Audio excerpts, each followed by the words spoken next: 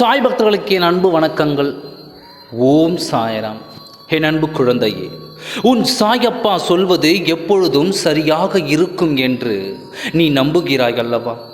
உன் சாயப்பாவை நம்பி உன் வாழ்க்கையை என்னிடத்தில் நீ ஒப்படைத்திருக்கிறாய் அல்லவா? அதில் நல்லது மட்டும்தான் நடக்க வேண்டும் என்று நான் நினைத்து கொண்டிருக்கிறேன். ஆனால் சில தடங்கல்கள் வந்து கொண்டு தான் இருக்கிறது. அதுவும் இன்னும் சில நாட்களுக்கு வரும். அதன் பின்பு அதுவே உன்னை விட்டு ஓடி போய்விடும். அதுவரைக்கும் சற்று பொறுமையாக காத்திரு. உன்னையே உயிர் என்று, நீதான் உலகம் என்று உன்னையே சுற்றி சுற்றி வந்த ஒரு உறவை இன்று உன் துணை நிலை தடுமாற செய்திருக்கிறார். அந்த உறவு உனக்கான வாழ்க்கையை கொடுத்து, உனக்கான நிம்மதியை கொடுத்து, உன்னை சந்தோஷமாக பார்க்க ஆசைப்பட்ட உறவு. இந்த உறவு உன்னோடு வாழ வேண்டும் என்று நினைப்பதை உன் துணை அறிந்துவிட்டார். இந்த நேரத்தில் இவர் வந்து அவரை தடுமாறும் நிலைக்கு தள்ளிவிட்டார். உன் துணை வாழவும் மாட்டார், வாழ விடவும் மாட்டார். இப்படித்தான் அவரின் எண்ணத்தில் ஓடிக்கொண்டிருக்கிறது. உன்னுடன் வந்து சேரவும் மாட்டேன் என்று பிடிவாதம் பிடிக்கும் உன் துணை யாரையும் உன் வாழ்க்கையில் இணைக்கவும் மாட்டேன் என்று பிடிவாதம் பிடித்து கொண்டிருக்கிறார். இவருக்கு என்ன பதில் சொல்வது என்று தெரியாமல் தான் நான் உன்னிடம் சொல்லிக் கொண்டிருக்கிறேன். உன்னை சிரித்து வைத்து பார்க்கவும் உனக்கு மனம் இல்லை, நீ சிரித்து பார்க்கவும் அவருக்கு மனம் இல்லை. இதனால் உன் வாழ்க்கையை கெடுத்து கொண்டு தான் இருப்பேன் என்று இன்னமும் பிடிவாதமாகத்தான் இருந்து வருகிறார்.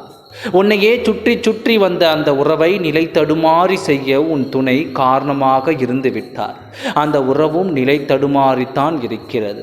ஆனால் உன்னை பற்றியும் முழுவதுமாக அந்த உறவும் தெரியும்.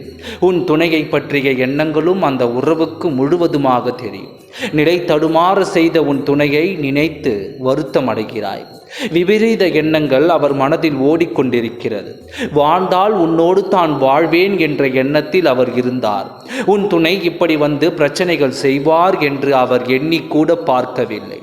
உன் துணையால் எந்த தடையும் வராமல் நான் பார்க்கப் போகிறேன். ஏனென்றால் எந்த வாழ்க்கையில் நீ நிம்மதியாக வாழ்வாய், என்னை கேட்டால் நீ இந்த வாழ்க்கையில்தான் நிம்மதியாக வாழ்வாய் என்று நான் சொல்வேன்.